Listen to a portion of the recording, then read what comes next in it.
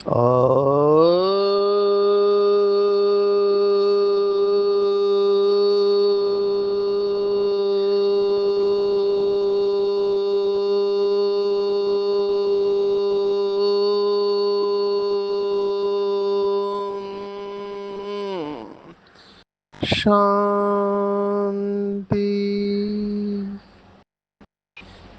आज 29 अगस्त 2025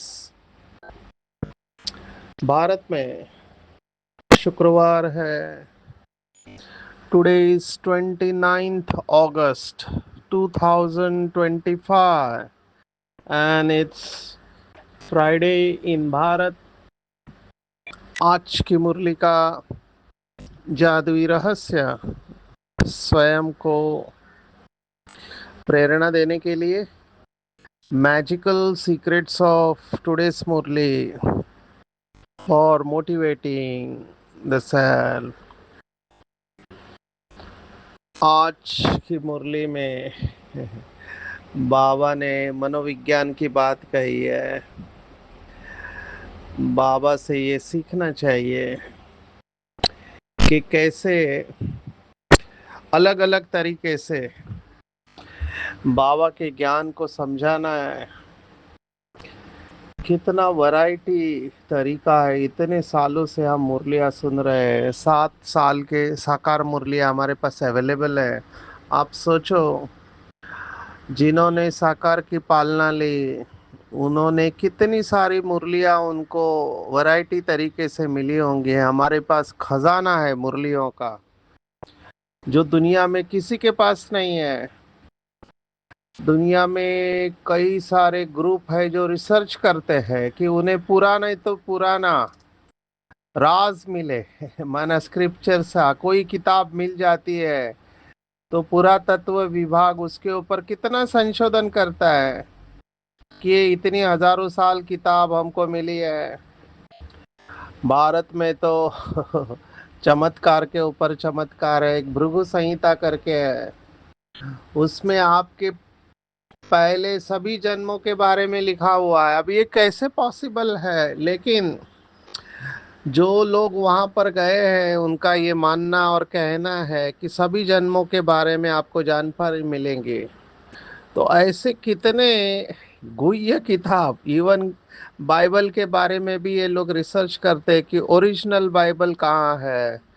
कई सारे बाइबल के माना जो ओरिजिनल था ओल्ड टेस्टामेंट कहते हैं, तो क्राइस्ट ने बताई हुई कई सारी बातें ओरिजिनल जो अभी नए में नहीं है। ऐसे ये लोग रिसर्च करते रहते हैं। सेम अप्लाइज टू ऑल धर्मस्थापक जिन्होंने भी अपनी बातें कही है उसमें बाद में मिलावट हुई है। तो कहने का भाव है कि बिचारों के पास ओरिजिनल नॉलेज नहीं है, और हम बाबा के बच्चे कितने भाग्यवान हैं कि डायरेक्ट भगवान वाच हमारे पास है, उसमें कोई मिलावट नहीं है। हालांकि कुछ आत्माएं आजकल एडिटिंग सॉफ्टवेयर को यूज करके जो नहीं चाहिए वो बातें इसमें डालने की कोशिश करते हैं। इसलिए मैंने कुछ दिन पहले कहा था कि आप ऑनलाइन में कहीं पर भी जिस ग्रुप के बारे में आपको पता नहीं है वहाँ पे कौन कौन है उस ग्रुप में, वो मुरलिया मत पढ़ा करो, क्योंकि उसमें कोई बात उन्होंने घुसा दिया है तो आपको पता भी नहीं चलेगा। अभी मैं ये भी हमको भी नहीं पता था। मैं वैसे इन ग्रुप में रहता नहीं हूँ क्योंकि बहुत सारा मटेरियल ये लोग पोस्ट करते रहते हैं। तो एक ग्रुप में अभी वो एजुकेशन का ग्रुप था तो मैंने सोचा, और वैसे भी मैं कभी ज्यादा देखता नहीं हूँ, लेकिन अव्यक्त मुरली की बात थी तो मैं पढ़ने लगा तो मुझे बहुत विचित्र बातें सामने आई और मुझे याद आया कि ये तो मैंने कभी सुना नहीं है। बाद में जब इन्वेस्टिगेट किया तो पता चला कि ये कोई दूसरे पार्टी वाली आत्मा है जो उस ग्रुप में घुस के अपनी बातों को फैला रही थी। इसलिए जो सॉफ्ट कॉपी आती है, जो मुरली की सॉफ्ट कॉपी आपको किसी भी ग्रुप में मिलती है, इसकी गारंटी नहीं कि वो ओरिजिनल है। इसलिए मधुबन से जो मुरली आती है ऑफिशियली आती है, उसके ऊपर ही हमको ध्यान देना चाहिए, क्योंकि हम बहुत भाग्यवान हैं जो भगवानुवाच हमको मिला है। मैं ये सोच सोच के गदगद होता हूँ, बेचारे भक्तों ने, इवन शास्त्रवादियों ने, वो भगवत गीता को लेकर बैठे रहते हैं, अपना पूरा जीवन वेद, उपनिषद और भगवत गीता के ऊपर ये न्योछावर कर देते हैं और शास्त्रों को फाइनल अथॉरिटी मानते हैं, और उसके अर्थ निकालने के लिए बेचारे कितना मेहनत करते हैं। बाबा उनको भी एक्नॉलेज एंड अप्रिशिएट करता है, ये उनकी मेहनत है कि संस्कृत भाषा जो प्रचलित हुई, बाबा ने कहा आदि शंकराचार्य के बाद, उसके पहले नहीं थी इतनी प्रचलित भाषा, ये आदि शंकराचार्य ने संस्कृत भाषा को प्रचलित किया और उनकी ही कमेंट्री श्रीमद् भगवत गीता के ऊपर, उसके बाद श्रीमद् भगवत गीता लाइमलाइट में आई। और हर किसी को अपना अगर मत रखना है तो उनको पता है श्रीमद् भगवत गीता के बगैर अगर हम बोलेंगे तो कोई हमारी सुनेगा नहीं। तो इन्होंने स्ट्रेटेजी बना दिया कि श्रीमद् भगवत गीता के ऊपर बोलते हुए अपने बातों को उसमें रख देने का, तो लोग उसे स्वीकार करेंगे। तो ये बहुत वंडरफुल ड्रामा है। मैं आता हूँ भगवानुवाच। आज बाबा ने मनोविज्ञान की कौन सी बात कही है, तो बाबा ने आज सेफ्टी की बात कही है। सेफ्टी या सुरक्षितता, ये बहुत बड़ा अक्षर है, इसको लाइटली नहीं लेना। जो बाबा के साइकोलॉजी के स्टूडेंट है उनको पता है कि साइकोलॉजी में अब्राहम मास्लो करके एक व्यक्ति है, अब्राहम मास्लो। अभी उसमें उन्होंने साइकोलॉजी में नीड्स बताई है कि मनुष्य की नीड्स होती है।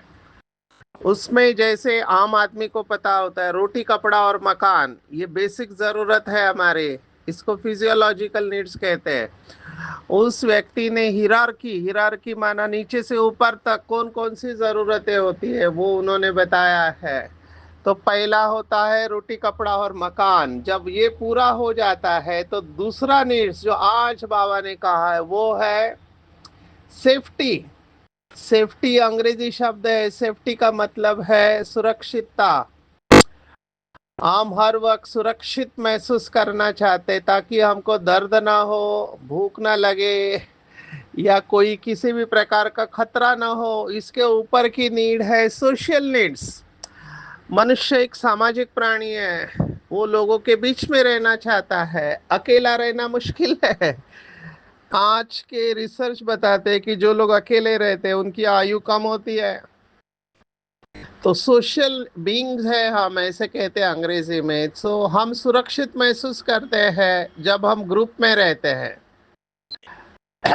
उसके बाद की नीड है सेल्फ एस्टीम, सम्मान।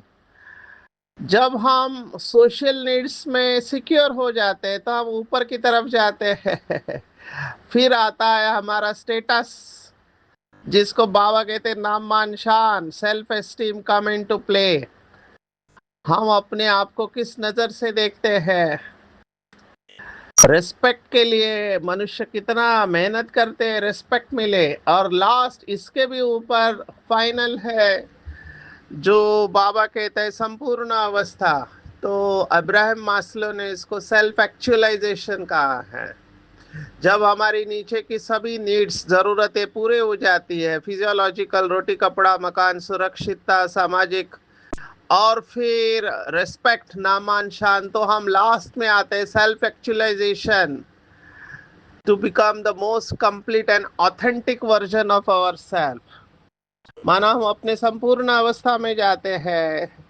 अभी इस अब्राहम मैस्लो की थ्योरी को बहुत लोग स्वीकार करते हैं और बाबा के ज्ञान के साथ भी जाता है। बाबा बीच बीच में ये सब जरूरत के बारे में बताता रहता है। मैं तो इन जरूरतों के ऊपर ही सोचता हूँ, क्योंकि हम जो भी कर्म करते हैं वो कर्म को पुश करने वाला कौन है। समझो अभी मैं यहाँ बैठा हूँ, सुबह से नाश्ता नहीं किया है, तो मुझे अभी ऑफिस का काम करते समय तो मुझे अचानक बॉडी से सिग्नल आएगा कि आपने कुछ खाया नहीं है, आपको खाना चाहिए, तो बॉडी सिग्नल देती है कि आपको खाना चाहिए।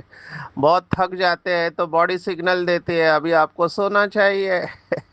अकेले हो जाते हैं तो आपको अंदर से आवाज आता है, जाओ किसी से बात करो, दोस्ती करो। तो ये नीड्स है। तो ये नीड्स हमको मोबिलाइज करते हैं कि हम ये नीड्स के पीछे भागते रहते हैं। लेकिन जैसे गांधी जी ने कहा है, there is enough for the need of human being but not enough for the greed. या बाबा ने कहा, चाहिए चाहिए की भी कोई लिमिट है। चाहिए चाहिए कभी खत्म नहीं होता है। इच्छाएं एक खत्म हो गई तो दूसरी उत्पन्न हो जाती है। तो स्पिरिचुअलिटी आपको इन नीड्स से परे लेके जाती है। आज बाबा ने सेफ्टी सेफ्टी की बात कही है। देखो दुनिया में सेफ्टी किसे कहते हैं, भगवान सेफ्टी किसे कहता है। बाबा ने कहा अपनी सेफ्टी के लिए विकारों रूपी माया के चंबे से सदा बचकर रहना है, देह अभिमान में कभी नहीं आना है, यही सुरक्षितता है।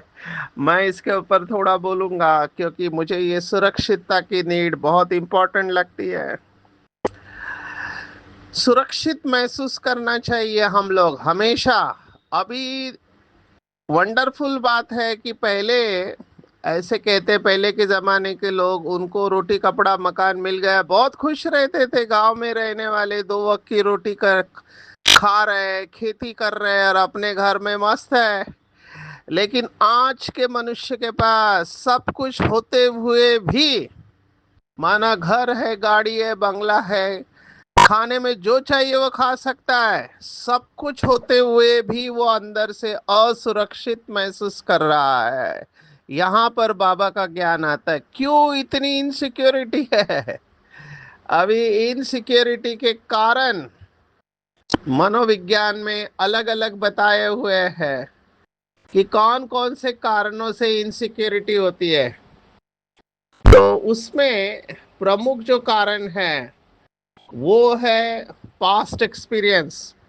समझो आपको भूतकाल में कोई अनुभव आया है, आपके जीवन में कोई घटना घड़ी है, किसी ने निगेटिव फीडबैक दिया, आपका अपमान किया, तो उससे इनसिक्योर फील करते हैं। कंपैरिजन, आजकल सोशल मीडिया का जमाना है। बहुत सारी यूथ में मैं देखता हूँ अपने को हीन समझते हैं क्योंकि दूसरों के साथ तुलना करते हैं। सोशल मीडिया में, इंस्टाग्राम, फेसबुक पे जो भी पोस्ट होती है उसके वजह से भी टेंशन है। फियर ऑफ फेल्यूर, डर रखता है कि कहीं मैं फेल ना हो जाऊं, गलतियां होगी, इससे भी असुरक्षितता है, सम्मान की कमी रहती है। और ड्रामा में जो अनिश्चितता है, आगे क्या होने वाला है हमको पता नहीं है, तो कुछ लोग हमेशा इनसिक्योर रहते हैं और उनको डर लगा रहता है। ये मानसिक बीमारियों में आता है, जैसे चिंता की बीमारी, डिप्रेशन, या कुछ पर्सनालिटी डिसऑर्डर्स वाले लोग होते हैं। अभी मैं इसके बारे में कितना कहूँ, बाबा ने मुरली में कहा हुआ है कि कोई आगे जाता है तो इन लोगों को असुरक्षित महसूस कर होता है। असुरक्षित क्यों महसूस हो रहा है? क्योंकि जो व्यक्ति आगे जा रहा है, इसका मतलब आप पीछे रह रहे हो, ऐसे ही अर्थ निकालते हैं। और हमेशा ये कोशिश करते हैं कि दूसरा मेरे से आगे नहीं जाए, क्योंकि दूसरा आगे गया तो मुझे कोई पूछेगा नहीं, तो फिर दूसरों को आगे आने नहीं देना। ये सब इनसिक्योरिटी है, बहुत गहरी असुरक्षितता है। मैं आपको कितने उदाहरण दूं। एक स्थान पर मैंने एक छोटी टीचर बहन की महिमा किया तो दूसरी को इतना बुरा लगा कि इतनी महिमा क्यों कर रहे हैं। मैंने कहा जो है वो बता रहे हैं, क्योंकि हम ये एप्रिसिएशन के ऊपर सेशन लेते हैं कि स्पेसिफिक होना चाहिए, आइडेंटिफाई क्वालिटी, सिंसियर होना चाहिए। तो सिंसियर, स्पेसिफिक एंड क्वालिटी के साथ बताया, लेकिन फिर भी उनको अच्छा नहीं लगा। तो ऐसा होता है, किसी की महिमा होती है तो दूसरों को अच्छा नहीं लगता है। अब ये बाहर के लोगों में मैं समझ सकता हूँ, लेकिन हम भी उसी बड़े दुनिया का हिस्सा है, तो बाबा के बच्चों में भी ये इनसिक्योरिटी हो सकती है। सोशल प्रेशर्स होते हैं, कल्चरल नॉर्म्स होते हैं। तो बहुत सारे अनरियलिस्टिक एक्सपेक्टेशंस होते हैं, ये सब असुरक्षितता की भावना को पैदा करते हैं। बाबा ने एक लाइन में कहा, माया का चंबा है, दे अभिमान ही असुरक्षितता पैदा करता है। आप सोचो, पहले के जमाने के योगी जंगल में तपस्या कर रहे हैं, आपको तो रहने को घर है, कपड़े हैं, आप इनके बारे में सोचो, जंगल में कहाँ पे घर है, कहाँ क्या मिलेगा, जहां स्थान मिल गया वहां बैठ गए, जो मिल गया वो खा लिया। कौन सी सुरक्षितता है वहां पे? वहां पे हमारे जैसे, जैसे हम दुनिया में रहते वैसे सुरक्षितता नहीं है, लेकिन फिर भी ये मस्त रहते थे, मस्त फकीर कहते हैं इनको, मस्त मौला, मस्त फकीर, बस भगवान के गुण गाते रहते हैं। वो कहते हैं दाल रोटी खाओ प्रभु के गुण गाओ। तो हम बहुत सुखी है उनके मुकाबले में, हम बहुत सुरक्षित है, फिर भी असुरक्षितता क्यों आती है? तो इसके ऊपर चिंतन करेंगे, क्या मेरे अंदर ऐसी असुरक्षितता की भावना है? और अगर ऐसी भावना है तो वो सुरक्षितता कहाँ पर है? सच्ची सुरक्षितता कहाँ पर है? बाबा ने कहा, देखो आजकल सेफ्टी भी मुश्किल है, दुनिया में कोई भी सेफ्टी नहीं है, सुरक्षित नहीं है। ये एब्सोल्यूट सेंटेंस है बाबा का, दुनिया में कोई भी सेफ्टी नहीं है, 100%। स्वर्ग में तो हर एक की सेफ्टी है, यहाँ कोई की सेफ्टी नहीं है, कहाँ ना कहाँ विकार रूपी माया के चंबे में फंस पड़ते हैं। तो बाबा जो कह रहा है वो बहुत सूक्ष्म बातें कह रहा है, स्थूल नहीं कह रहा है। मैं फिर से कह रहा हूँ, सब कुछ होते हुए भी सुरक्षित महसूस नहीं कर रहे हैं, क्योंकि अपनी तुलना कर रहे हैं। फंडामेंटल पॉइंट डिप्रेशन का। एक भाई ने इतना अच्छा वीडियो, विदेश वाले बहुत अच्छी अच्छी बातें बनाते हैं, उन्होंने कहा फंडामेंटल एक ही कारण है डिप्रेशन का, वो है दूसरों के साथ तुलना करना। ऐसे फंसे पड़े हैं कि बात मत पूछो। ये सब actually self love and self acceptance के ऊपर है, अंग्रेजी में खुद को स्वीकार करना, खुद से प्यार करना। मुझे तो वंडर लगता है, बाबा के बच्चों को इतना श्रेष्ठ ज्ञान बाबा ने दिया है, ये भावनाएं अंदर आनी ही नहीं चाहिए, 1% भी नहीं आनी चाहिए भावना। लेकिन वही है, मुरलियों का स्टडी नहीं है, इसलिए ये सब प्रश्न और ये भावनाएं उत्पन्न होती है। जब भगवान कह रहा है कि एक का पार्ट न मिले दूसरे से, ये ड्रामा एक्यूरेट कल्याणकारी हूबहू रिपीट होता है। और जब भगवान खुद गारंटी दे रहा है कि बच्चे तुम्हें किसकी नाम मान शान की जरूरत ही नहीं है, क्योंकि मैं स्वयं सर्वशक्तिवान परमपिता परमात्मा आपको नाम मान शान दे रहा हूं, आपको और क्या चाहिए? बस इसी खुशी में रहो कि भगवान ने मुझे नाम मान शान दिया है, मुझे किसी हद के नाम मान शान की जरूरत क्यों है? मैं कुछ लोगों को देखता हूँ अवार्ड के पीछे पड़े रहते हैं, फोटो के पीछे पड़े रहते हैं। क्यों क्यों इतने फोटो, हर जगह पे उनका फोटो चाहिए। अभी हम पॉलिटिशियंस लोगों को समझ सकते हैं बेचारे।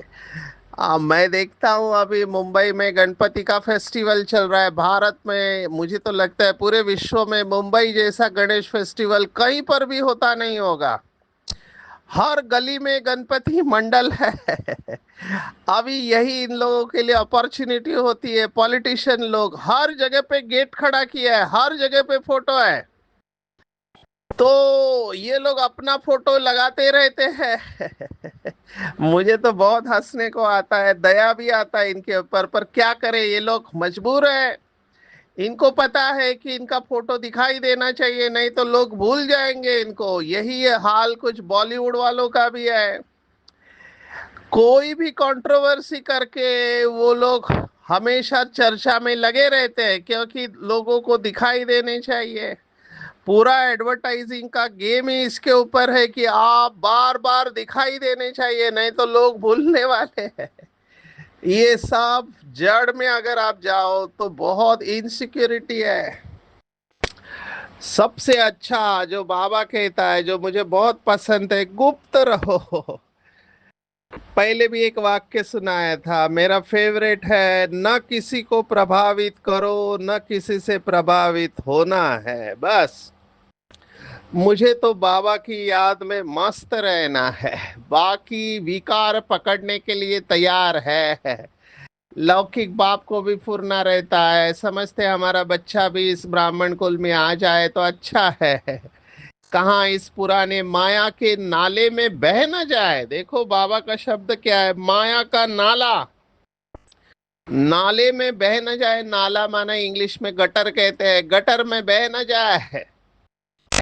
कितने सेक्टर से किस बच्चे को कहाँ भेजना है जो सेफ्टी में रहे। बाबा वैसे स्थूल सेफ्टी की भी बात कर रहा है। बहनों के लिए सेफ्टी बहुत जरूरी होती है, तो हमको स्थूल सेफ्टी का भी ध्यान रखना है, लेकिन मैं कहूंगा स्थूल सेफ्टी से ज्यादा सूक्ष्म सेफ्टी, और उसके लिए पुण्य आत्मा बनना है तो सदा श्रीमत पर चलते रहे। संडे की मुरली के साथ कनेक्ट करेंगे। तीन खाता बाबा ने बताया था, प्रारब्ध का खाता, दुआओं का खाता और पुण्य का खाता। तो पुण्य कर्म से मिलेगा, अच्छा कर्म। वैसे भक्ति मार्ग का शब्द है दान पुण्य। दान करने से पुण्य मिलता है। वो जो भिखारी होते हैं वो बहुत अच्छे शब्द कर बोलते हैं, मैंने देखा है बहुत तीर्थ क्षेत्र पर, दान करो और पुण्य कमाओ, मालिक दान करो और पुण्य कमाओ। तो ये मान्यता है कि गरीबों को आप मदद करते, भूखे हुए को अन्नदान, जिसको कपड़े नहीं है उसको वस्त्र दान करते, तो उसको पुण्य समझा गया है। बाबा कह रहा है आत्मा अभिमानी बनने का पूरा पुरुषार्थ करो, तभी काम मां शत्रु पर जीत प्राप्त कर सकते हैं। और यही समय है पुण्यात्मा बनने का। ये भी बहुत पक्का करना है, अब नहीं तो कब नहीं। एक बहुत बड़ी गलतफहमी, बाबा ने आज गफलत शब्द इस्तेमाल किया। कौन सी गलतफहमी? लास्ट में संपूर्ण बनेंगे, रॉन्ग। इसको निकाल देना है सभी बीके भाई बहनों को अपने मन से, लास्ट में संपूर्ण नहीं बनना है। भगवान वाच है, बाबा की मुरलियों का स्टडी करेंगे। बाबा ने ये जरूर कहा है कि माया लास्ट तक आएगी, ये बात ठीक है, लेकिन लास्ट में संपूर्ण बनना ये गलत है। बहुत काल का अभ्यास, ये शब्द ध्यान में रखो। बाबा ने कहा बहुत काल का अभ्यास होगा तो बहुत काल की प्राप्ति भी होगी। ये नहीं सोचना है कि लास्ट में संपूर्ण बनेंगे, रॉन्ग, फंस जाएंगे, क्योंकि लास्ट में ऐसी परिस्थितियां होगी जो कुछ कर नहीं पाएंगे। कोविड में ही हमने सब देखा क्या हालत होती है, कितना डर का माहौल था। अभी कोविड तो एक बीमारी है, लास्ट में सोचो पांच तत्व एक साथ वार करेंगे, पांचों ही विकार चरम सीमा पर होंगे, युद्ध होगा, भारत में तो सिविल वॉर होगा। आप क्या योग लगाओगे ऐसे समय पर? अगर जो भी संस्कार है, ये बाबा ने मैसेज में बताया था, लास्ट में जो भी संस्कार अंश में भी होंगे वो फुल फोर्स में बाहर आएंगे। समझो किसी के अंदर काम विकार का संस्कार है, फुल फोर्स में बाहर आएगा क्योंकि दबा के रखा हुआ है। क्रोध है, फुल फोर्स में बाहर आने का चांसेस है। ऐसे ही बाकी सभी विकार फुल फोर्स में आएंगे, उस समय बहुत मुश्किल होगा। इसलिए बाबा की ये बातें मुझे बहुत अच्छी लगती है। एक मुरली में बाबा ने कहा था, अशांति के बीच में शांत रह के बताओ तो जाने और माने। कई लोग मैं देखता हूँ उनको बहुत शांति चाहिए, कोई कुर्सी का आवाज करता है, कोई गाना बजाता है, किसी का मोबाइल बजता है तो डिस्टर्ब हो जाते हैं। अभी ये ठीक है कि हमको नियमों को फॉलो करना चाहिए, लेकिन हम इन सब छोटी छोटी बातों से डिस्टर्ब नहीं हो। आप हमारे बारे में सोचो, हम मुंबई में रहते हैं, कितना गणपति के स्पीकर बजते रहते हैं, loud speaker non stop, traffic कितना, रास्ता बंद हो जाता है कई जगह पे, क्योंकि ये फेस्टिवल है। सेम हालत मेरे ख्याल से कलकत्ता में भी होती होगी नवरात्रि के वक्त। ये दो फेस्टिवल बहुत भारत में धूमधाम से मनाए जाते हैं। साउथ में भी मेरे ख्याल से, मुझे पता नहीं ज्यादा, ओणम का फेस्टिवल होता है। तो हमको इन बातों से डिस्टर्ब नहीं होना चाहिए। बाबा ने आज कहा, एक याद की यात्रा और दूसरा काम महाशत्रु, इसके ऊपर जीत पाना है। बहुत धोखा खाते हैं याद की यात्रा में, इस समय गफलत अच्छी नहीं है। देखो, एक गीता ही शास्त्र है जिसमें लड़ाई का वर्णन है, महाभारत महाभारी लड़ाई, बाकी शास्त्र में नहीं है। जैसे बाइबल में डूम्सडे का वर्णन है, और क्रिश्चियनिटी, सॉरी, इस्लाम में कयामत का समय उन्होंने लिखा हुआ है, लेकिन ऐसा युद्ध हुआ ये वर्णन तो केवल भगवत गीता में है। तो बाबा ने आज संगम युग का नाम दिया है गीता का युग, क्योंकि इसी युग में ये सब होता है। आदि सनातन देवी देवता धर्म की स्थापना होती है। अभी बाबा के वाक्य है, बाहर वालों को क्यों नहीं मुरली ये सुनानी चाहिए, नए लोगों को भी बहुत संभाल के सुनानी चाहिए, क्योंकि बाबा देखो बच्चों से बात करता है।